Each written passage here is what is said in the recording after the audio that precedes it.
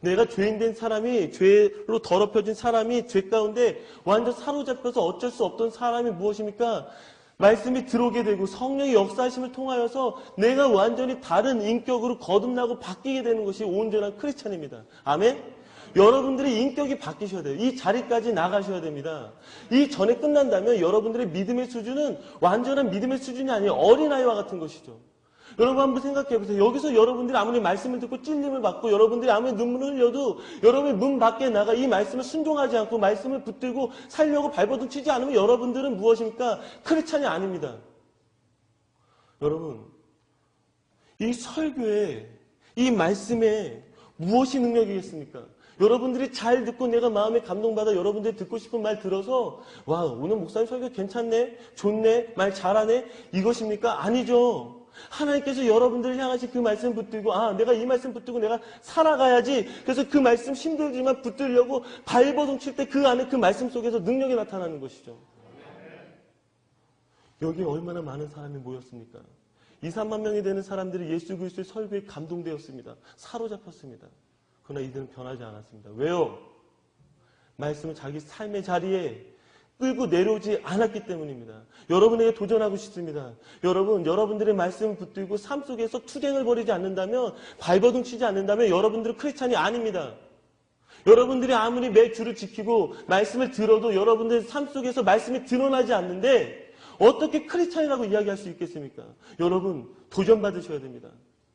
시기가 어려울수록, 상황이 어려울수록 도전받으셔야 됩니다. 저는 저희 교회는 그래도 빛이 있고 소망이 있다고 생각을 합니다. 어느 젊은 분이 저에게 도전을 받고 간증을 하셨습니다. 목사님, 왜요?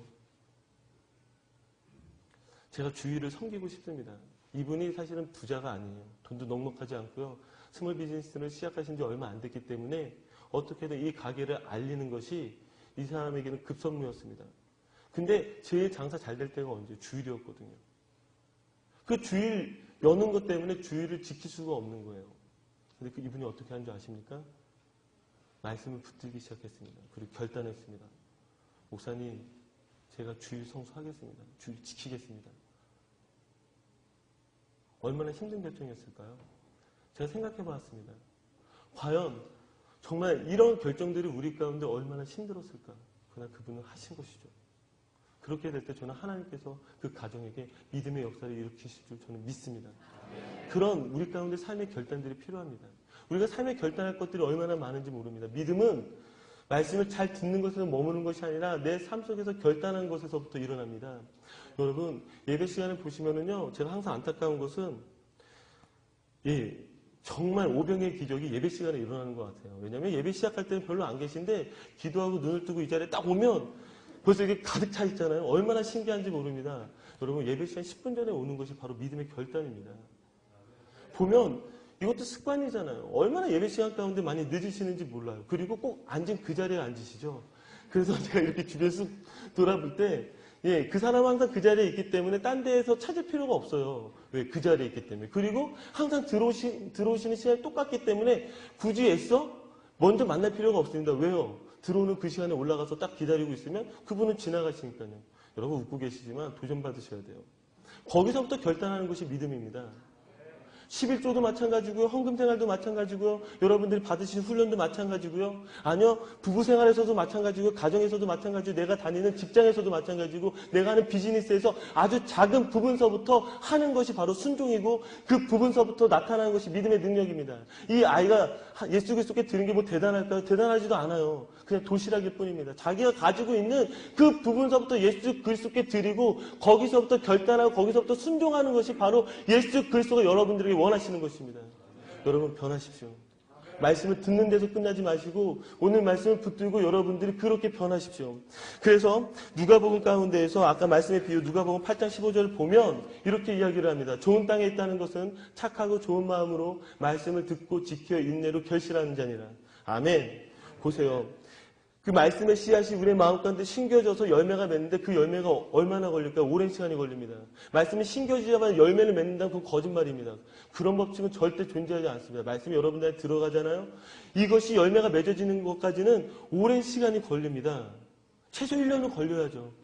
말씀을 듣고 1년 동안 내가 이 말씀을 붙들고 지키고 인내할 때 그 안에서 이 말씀의 열매들이 맺어지게 되는 것이죠. 그래서 안디옥 교회가 무엇입니까? 사도 바울이 1년을 가르치고 나서야 비로소 그리스도인이라 일컬음을 받게 되는 것이죠.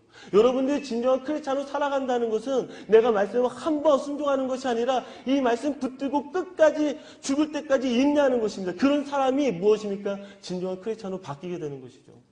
여러분, 처음서부터 여러분들에게 큰 것들을 요구하는 것이 아니라 여러분들이 섬길 수 있는 부분, 여러분들이 결단할 수 있는 부분, 그 부분서부터 여러분 결단하시고 헌신하십시오. 그 부분에서부터 하나님께서 여러분들에게 역사를 나타내실 것입니다. 자, 그렇다면 이제 다시 한번 본문으로 돌아가서 예수님께서 오병의 기적을 통해서 우리에게 말씀하시고자 했던 것이 무엇인지 한번 살펴보도록 하겠습니다. 요한복음 6장 전체는 이 생명의 떡이신 바로 예수 그리스도에 대해서 증거하고 있습니다. 이 오병이어가 무엇이냐, 왜 이러한 기적을 행하셨느냐, 예수님께서 친히 제자들에게 알려주셨습니다. 요한복음 6장 48절을 보면 뭐라고 이렇게 나와 있죠? 내가 곧 생명의 떡이라. 지금 예수님께서 떡의 기적을 베푸시고 내가 곧 생명의 떡이라고 이렇게 이야기를 하는 것이죠. 많은 분들이 이 오병의 기적을 보면서 잘못 대입하기 시작합니다. 내가 이만큼 주님 가운데 헌금하면 주님 이 헌금을 통해서 오병의 기적이 일어나게 하여 주시옵소서. 이러면 안 되는 거죠. 왜요? 예수님이 지금 그걸 얘기하는 것이 아니라 지금 이 기적을 한 이유는 내가 곧 생명의 떡이기 때문에 내 이 기적을 너희에게 보여줬다라고 이야기를 하는 것이죠. 자, 말씀을 한번 보도록 하겠습니다. 31절, 33절인데요. 요한복음 6장 31절부터 33절을 보시면 자, 특별히 구약의 출애굽 때의 만나와 비교하면서 설명하고 있습니다. 기록된 바 하늘에서 저에게 떡을 주어 먹게 하였다함과 같이 우리 조상들은 광야에서 만나를 먹었나이다. 예수께서 이르시되 내가 진실로 진실로 너에게 이르노니 하늘에서 내린 떡은 모세가 준 것이 아니라 오직 내 아버지가 하늘에서 내린 참떡을 너에게 주시나니 하나님의 떡은 하늘에서 내려 세상에게 생명을 주는 것이라. 아멘. 구약의 만나도 무엇입니까? 하나님의 복이었습니다. 그러나 이 만나와 지금 이 오병의 기적의 차이가 무엇이 있겠습니까? 만나는 먹어도 죽는 것이요, 이 오병의 기적, 이 생명의 떡은 무엇입니까? 먹어도 죽지 아니한다라는 사실입니다. 예수 그리스도께서 이것을 통해서 지금 우리에게 다시금 말씀하시고 싶은 건 무엇이냐면 오직 예수 그리스도를 통해서 얻어지는 구원, 하나님께서 우리에게 허락하신 그 놀라운 생명의 떡을 지금 자기가 친히 우리에게 보여주고 계신 것입니다. 그러나 사람들은 이것을 받아들이지 않습니다. 생명의 떡이신 예수 그리스도를 바라보지 않습니다. 무엇입니까? 자기가 보고 싶은 것만 보는 것이죠. 오늘 본문 말씀 가운데 15절을 보게 되면 이렇게 이야기하고 있습니다. 15절에 뭐라고 이야기하고 있죠? 그러므로 예수께서 저희가 와서 자기를 억지로 잡아 임금 삼으려는 줄 아시고 다시 혼자 산으로 떠나가시니라. 지금 사람들에게 일어나는 반응들이 무엇입니까? 오병의 기적이 일어나니까 사람들이 놀라기 시작한 거죠. 수근수근거리죠. 어떻게 이런 일이 일어났지? 그러면서 그들이 이렇게 얘기합니다. 야, 이 사람이 임금 삼으면 우리 정말 일평생 걱정하지 않겠다. 일평생 편하겠다. 이 사람들의 문제점이 무엇인 줄 아십니까? 예수 그리스도를 자기 믿고 싶은 대로 믿었다는 사실입니다. 저는 이 말을 자기 우상화라고 합니다. 우리 한번 따라해볼까요? 자기 우상화. 예수 그리스도를 우상화하는 것입니다. 예수 그리스도를 예수 그리스도로 믿는 것이 아니라 자기 편한 대로 예수 그리스도를 조종하는 것이죠. 그것이 우상입니다. 우상이 그렇잖아요.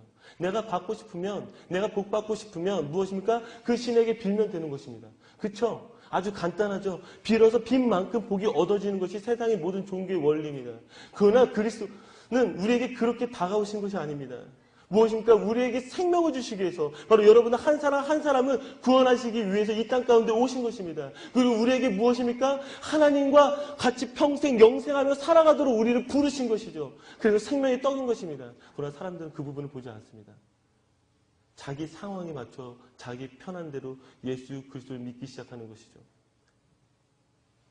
우리 가운데 얼마나 그런 부분들이 많은지 모릅니다. 여러분, 예수 그리스도를 그렇게 믿는다면 여러분들은 크리스찬이 아닙니다. 하나님을 망홀히 여기는, 하나님이 가장 싫어하는 우상을 섬기는 일들을 여러분들이 하시는 것입니다. 우리가 예수 그리스도를 믿는다는 것은 무엇입니까? 예수 그리스도를 예수 그리스도로 믿는 것입니다. 여러분 정말 그렇게 믿으십니까? 저는 예배를 드릴 때만 하면 가끔씩 갑갑한 마음이 제 안에서 이렇게 터져나올 때가 있습니다. 여러분 한번 생각해 보세요. 여러분들의 자녀가 지금 여기 있는데 나와 이야기를 하고 있는데 그 자녀가 딴짓을 하고 다른 생각을 하고 이야기를 듣지 않는다면 여러분 어떻게 생각하시겠습니까? 아니요, 여러분들이 존경하는 한 은사를 만났다고 생각해 봅시다.